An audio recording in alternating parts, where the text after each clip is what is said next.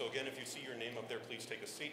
I'd like to welcome you all to this, what will end up being a very speedy and hopefully very efficient meeting. We have 13 speakers over 90 minutes, so let that sink in for a moment. What we're going to do is, my name is Jume Cascio. I'm with the Institute for the Future in Palo Alto, California, and I've been doing a lot of work around energy futures and sustainability futures, which makes me kind of an odd person to moderate this panel, so it should be fun. What I'd like to do is actually start with the welcome speech from Vice Minister Bolat Aksulov. Vice Minister, are you ready? Please do come up. I'd like to introduce Vice Minister for Oil and Gas and the Republic of Kazakhstan.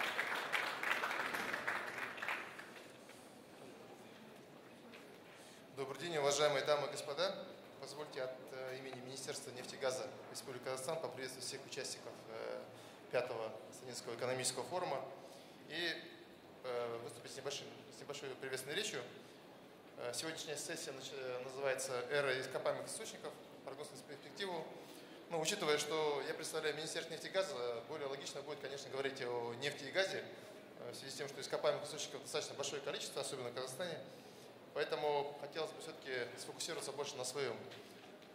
Вначале хотелось бы просто сказать, что в целом доказанные запасы, извлекаемые запасы нефти и газоконденсата в нашей стране составляют порядка 5,3 миллиардов тонн. И примерно это 9-я позиция в мире по такой классификации запасов.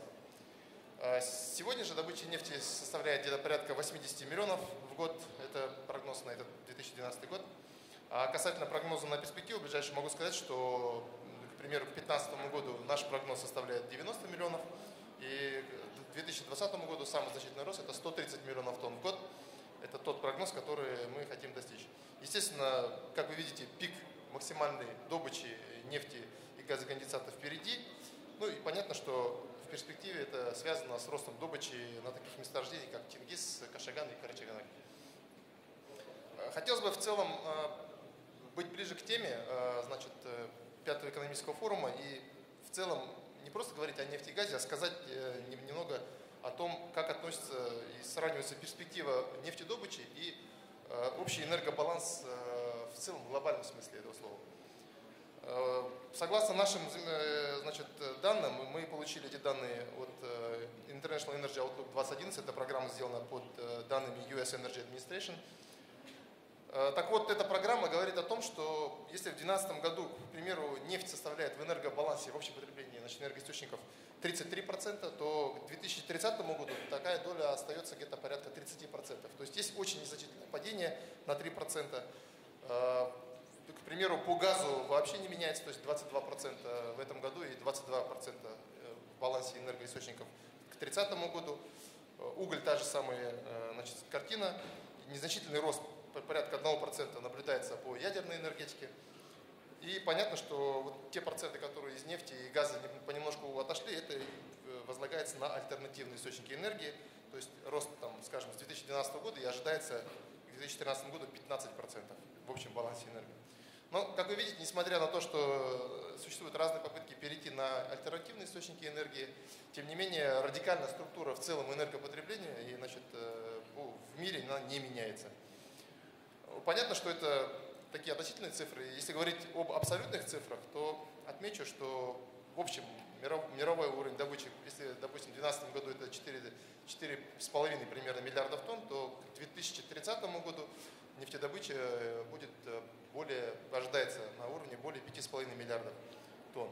Понятно, что приведенные цифры по энергобалансу 30 и 33% нефти нужно соотносить именно с абсолютными величинами, поэтому, значит, для более полного анализа.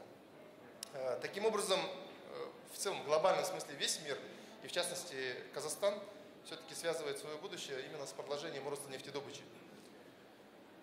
По газу, буквально два слова, такие известные факты, что извлекаемые запасы газа составляют сегодня порядка 3,9 триллионов кубических метров газа, и по запасам Казахстан находится в мире сегодня на 18 месте.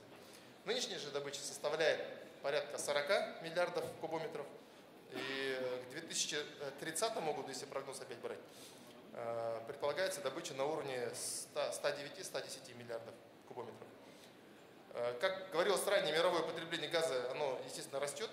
То есть, если структура не менялась, но объемы абсолютной величины, как я уже отметил, они растут, то есть в абсолютной величине. Но в отличие от нефти, в Казахстане немножко история другая, что в основном газ, который добывается в Казахстане, он является попутным, и технологически он в первую очередь используется именно для поддержания давления, то есть он практически основная его масса закачивается обратно в пласт для того, чтобы обеспечить более эффективную добычу жидких углеводородов. И, соответственно, вы видите, что сегодня Казахстан не является глобальным игроком в области добычи и производства товарного газа, но в связи с тем, что постепенно добыча жидких будет снижаться и придется все-таки этот газ извлекать, мы предполагаем, что значит, вот этот объем 109-110, он как раз-таки будет связан с более обратным уже, скажем,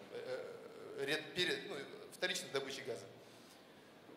Поэтому мы говорим, что мы сегодня не являемся значительным игроком в газовом рынке, но предполагаем, что значит, в постконтрактный период, я имею в виду это основные месторождения, которые законтрактованы, Казахстан все-таки может стать, скажем так, не основным, но одним из значительных поставщиков газа в будущем. Это вот период 30-го года. Тем не менее, думать об отдаленной перспективе, конечно, нужно уже сейчас. И, естественно, Казахстан он не стоит в стороне от развития альтернативных источников энергии, и в том числе ядерной энергетики. Я думаю, об этом дальше коллеги уже будут когда обсуждать на панельных дискуссиях, и эта тема будет затронута.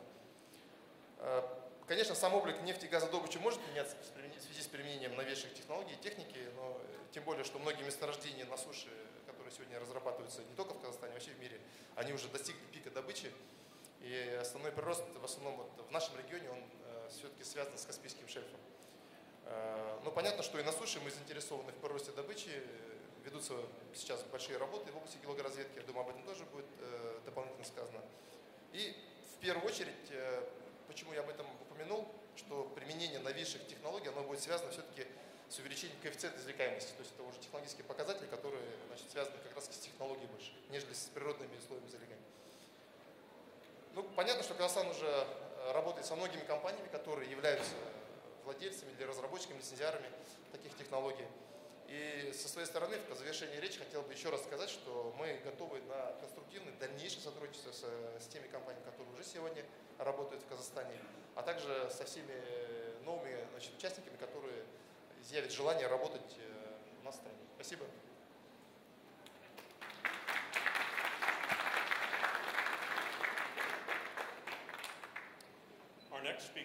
Our next welcoming speaker is Lady Barbara Thomas Judge, who is the honorary chairwoman of the Atomic Power Authority of Great Britain. So please give a generous welcome to Lady Barbara Thomas Judge.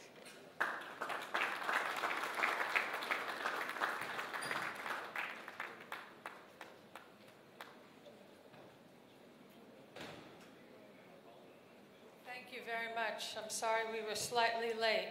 We were held up because the president was leaving the Congress and nobody could drive into the Congress until the president came out.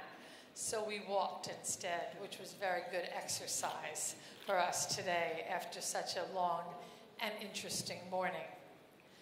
So I would like to thank the organizers of this conference for letting me say just a few welcoming words to everybody here.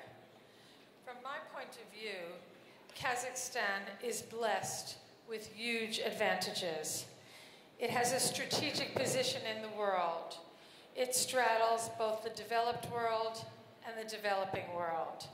It stands between East and West. People used to say that goods went on the Silk Route. Well, I think it's the steel route now, because you cannot make steel without oil and gas and minerals. And Kazakhstan is again blessed because it has so many oil and gas and minerals. It is one of the most resource-rich countries in the world, and that is the way to start talking about oil and gas and the fossil era. Kazakhstan is also blessed because it has a strong and stable government. You cannot produce oil, gas, or mine minerals without a stable government. And this stable government has economic goals, that are also far-reaching and accomplishable. As we heard this morning, the president has a plan for the development of Kazakhstan so that it will become one of the richest countries in the world, not only in minerals, but in GDP. It is not stymied. One of the good things about Kazakhstan is there is a strong government that has the trust of the population. I come from America. I live in America as well as in the UK. Nothing happens in America these days because the parties are so divided that they cannot work with each other. If you have a country that has a government that has the trust of the people and has a strong majority, the majority, if it's wise, like the president and his cabinet, can make a plan, and you can go forward to the plan and not have to deal with the problems of a divided and difficult government. So that's the third reason that Kazakhstan is blessed. The fourth reason that it's blessed is that it has an educated population that is grooming the youth of this country. There is the Ballstock program, which is sending out of the country and in promising people who are learning international ways and can come back to Kazakhstan and lead it on into the next era, which is very important. In another way, it's the geographical position of Kazakhstan. Kazakhstan is in a place to play a real role in the world, because after they deal with their production of their oil and gas and minerals, the oil and gas needs to be transported, and it needs infrastructure. And at the moment, the infrastructure is one of the issues that I'm sure the panel will deal with.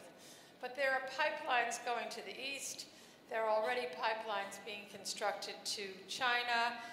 There are pipelines to Russia, and there's discussion of pipelines to Europe. That pipeline diplomacy is going to be very important in the next few years.